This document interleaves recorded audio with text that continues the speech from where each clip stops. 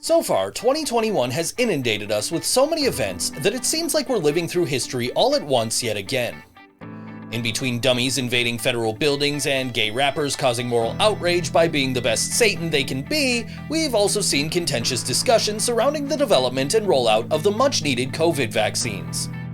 With this not being the first time we've had to deal with a vaccination effort of this size, I figured it would be a good time to talk about one of the biggest vaccination successes of the 20th century that could have easily gone in a terrible direction. I'm Think So Joe, this is Things You Might Not Know, and today we'll be taking a look at Jonas Salk, the virologist who gambled on a polio cure and won.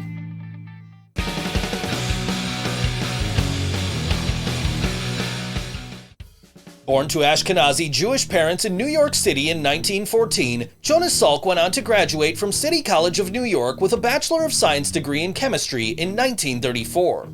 He later attended New York University Medical School with focuses on bacteriology and biochemistry. After many years of continued studies and research, a time period which included being involved in the development of the most successful influenza vaccine at the time, Salk accepted a professorship at the School of Medicine at the University of Pittsburgh in 1947. The next year, he started working towards identifying as many different types of polio virus as he could, eventually expanding his research over the next 7 years while he toiled tirelessly at getting a working polio vaccine together.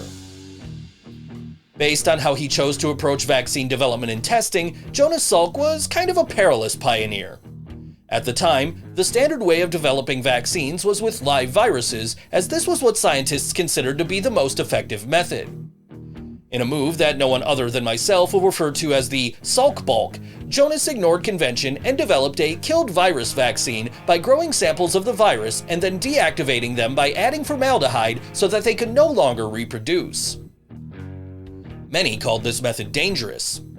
Among those who felt this way were supposed jealous rival virologists who were attempting to create an oral polio vaccine at the same time using the standard live virus method.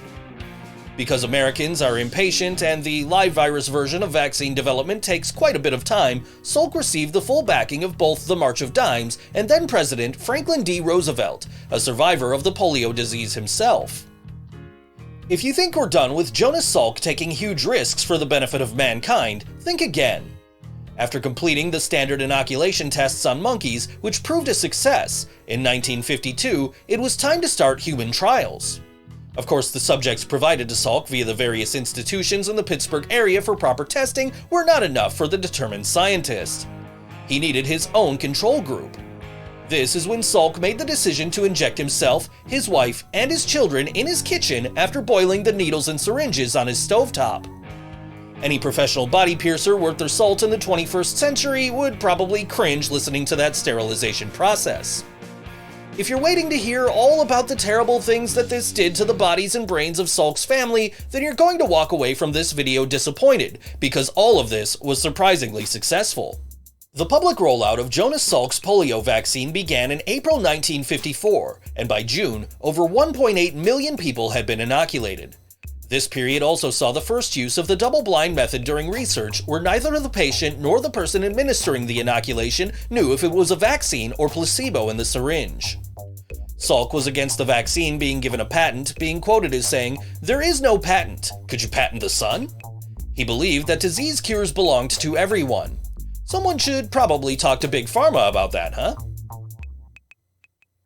Hey everybody, thank you so much for watching Things You Might Not Know. If you enjoyed today's video, please leave a like and a comment down below. Subscribe to the channel if you haven't already, and hit that bell icon so you get notified every time I post a new video. You can follow me on Facebook, Twitter, and Instagram, and you can see a playlist of Things You Might Not Know videos over here. Thanks again for watching, and I'll see you next time.